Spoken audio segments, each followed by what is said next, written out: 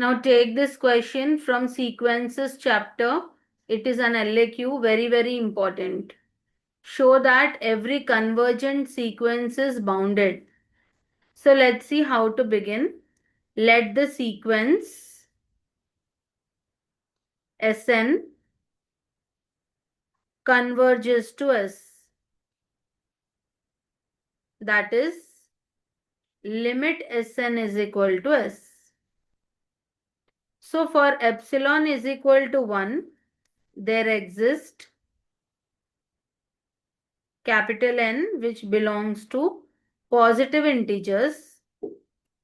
We denote positive integers by Z plus, such that for all n greater than n, mod Sn minus S is less than 1. Then mod Sn, how can we write? Let us add and subtract with S, minus S plus S. Now if you separate this, we will get a less than or equal to sign. So less than or equal to mod Sn minus S plus mod S. That is from triangle inequality.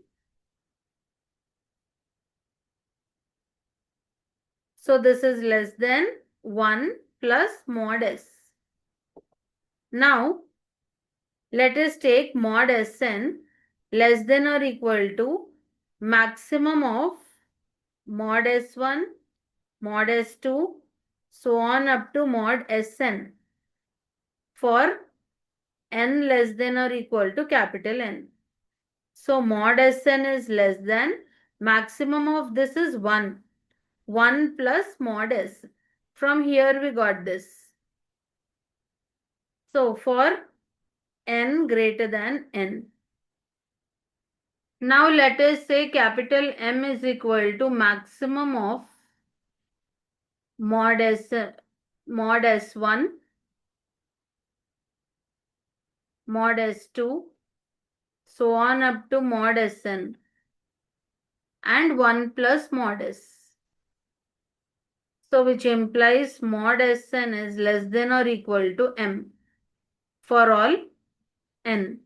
Therefore, whenever a sequence is less than or equal to some number, then you can say that it is a bounded sequence. Therefore, mod Sn is a bounded sequence.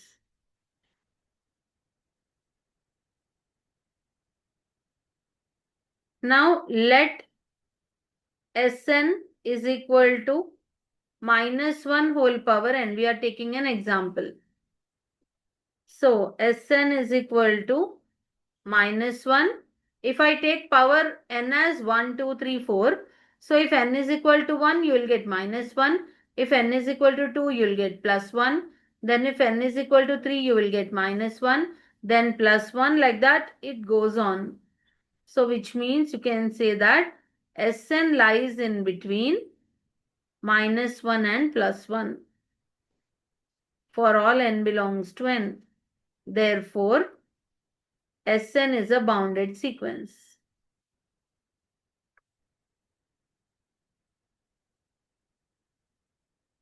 Now you have shown that a convergent sequence is a bounded sequence. Now in the same question I will show you how to prove that a bounded sequence is a convergent sequence. Now we shall do the converse part. So you just add in the question, is the converse true? So if they ask you, is the converse true, that means they are asking you to show that every bounded sequence is convergent. So that part we are going to prove now. Converse.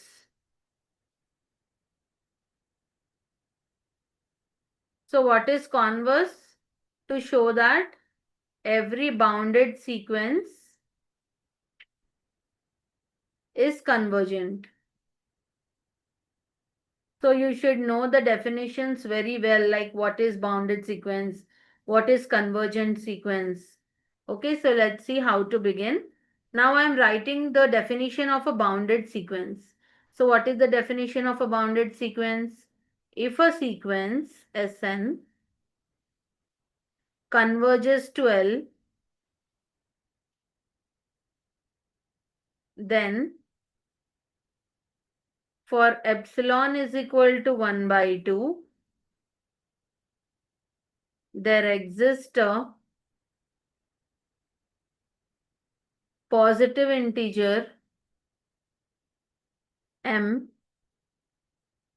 such that mod Sn minus L is less than 1 by 2 for all n greater than or equal to m. So here, because we are taking epsilon as 1 by 2, so I wrote 1 by 2 over here. So which implies now in the place of Sn we are taking minus 1 whole power n minus L.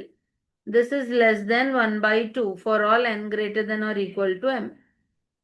Now mod minus 1 minus L, here it is negative because now we are taking n as odd number. So less than 1 by 2 for all n greater than or equal to m, since n is odd.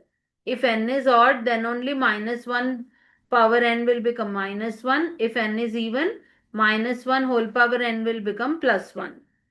So which implies if I take minus common, we get 1 plus L less than 1 by 2 for all n greater than or equal to m. This is equation number 1.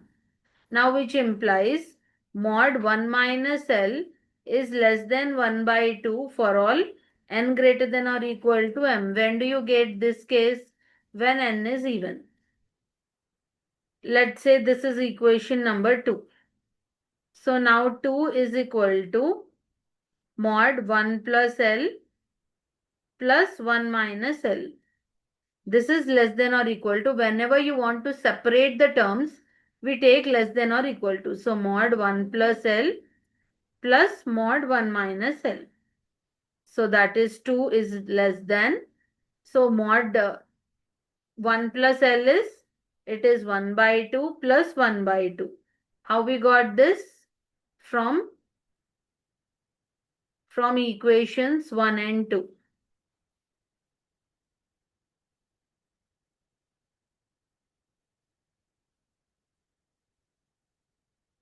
Now, which implies 2 is less than 1. This is not possible. 2 is less than 1 is not possible. Therefore, sequence Sn is equal to minus 1 whole power n is not convergent, which means in this case, converse is not true. Now take the next question. This question is also very, very important.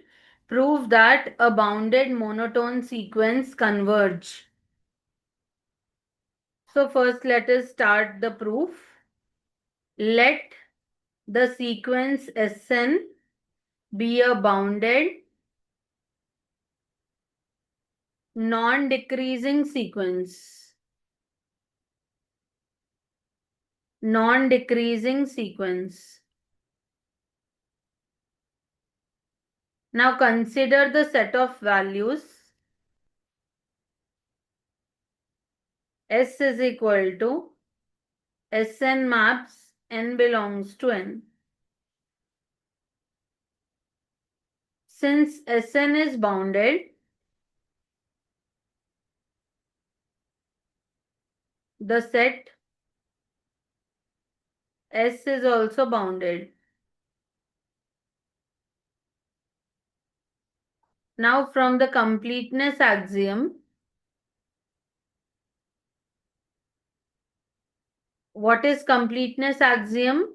U is equal to supremum of S, where U belongs to R. R means real number. So this is the proof. Now let us see the claim. What is the claim? Limit Sn is equal to U. So for each epsilon greater than 0,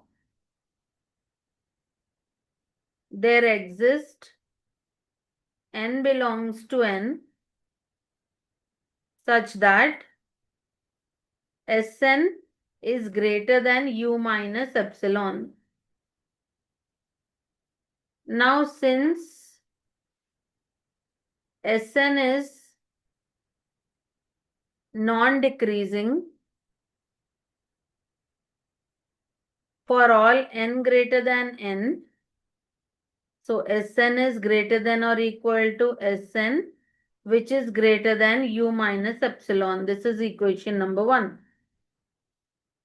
Now since u is an upper bound, u is an upper bound for S for all n belongs to n, then Sn is less than or equal to u, which implies Sn is less than u plus epsilon. So anything less than or equal to u, you can write it as less than u plus epsilon. Understood? So this is equation number 2. Now you see from equation number 1 and 2, what can we conclude? For all n greater than n, we can write u minus epsilon is less than Sn less than u plus epsilon. So u will get cancelled on both sides, or else we bring u and u to this side, or you can say we are subtracting u on all sides. So you will get minus epsilon less than Sn minus u less than epsilon. So you can say when left hand side you have a negative number, right hand side you have the same positive number, then you can write this way: mod Sn minus u is less than epsilon. What is this? This is nothing but limit Sn is equal to u. Therefore, Sn sequence converges to its least upper bound. What is u? U is least upper bound. So in the first part of the theorem, we have shown that Sn converges to least upper bound. Now in the second part, we will show that it converges to greatest lower bound. So let's see how do we do that. So now we'll see how to prove the second part. So again, let us write the proof. Let Sn be a bounded non-increasing sequence.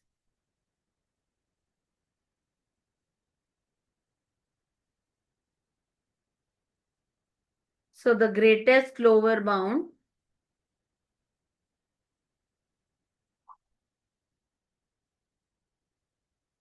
of the sequence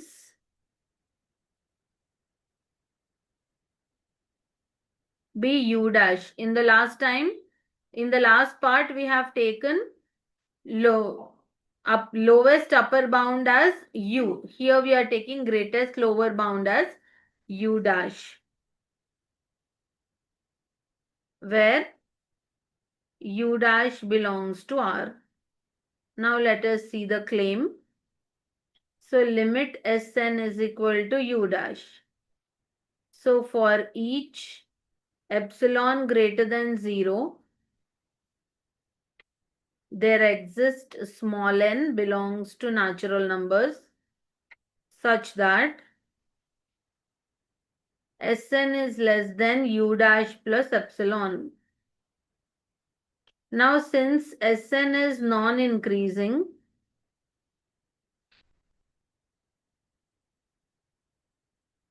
for all n greater than n, then Sn less than or equal to Sn, which is less than u dash plus epsilon, which is equation number 1. Now since u dash is the greatest lower bound,